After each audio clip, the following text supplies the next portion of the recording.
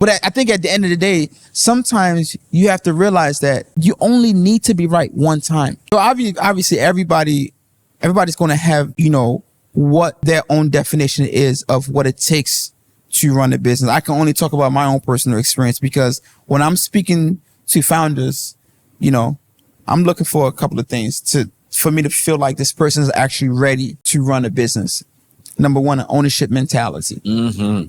Because when you run a business, you got to be a self-starter, because there ain't nobody coming to motivate you to say you got to do A, B, or C. To save you. You got to be the go one. Find your own motivation. And number two, grit is so important, because you're going to experience so many turbulence, so many ups and downs. And if you don't have grit, it's going to be quite difficult. Number three, you got to be a risk taker, because at the end of the day, in some way, shape, or form, you're probably competing with a bigger guy.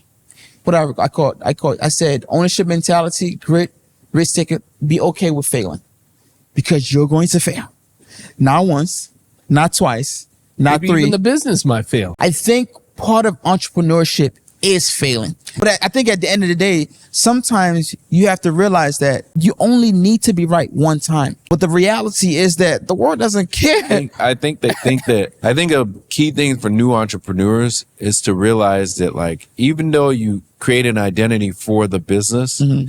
the business doesn't create your identity. Mm. You are the creator, not the other way around. You are a failure as a person in life, instead of they failed at the business. Like, I think you need the key thing I say for all entrepreneurs. It took me a while to realize this, because I always had that mentality. But it's okay to fail, because you may be wasting your time. Mm-hmm. The longer you delay the success that may be waiting out there for you. So that's the mindset you kind of have to have. If I failed, I gave it my best. This is it. I got to mourn it and be done.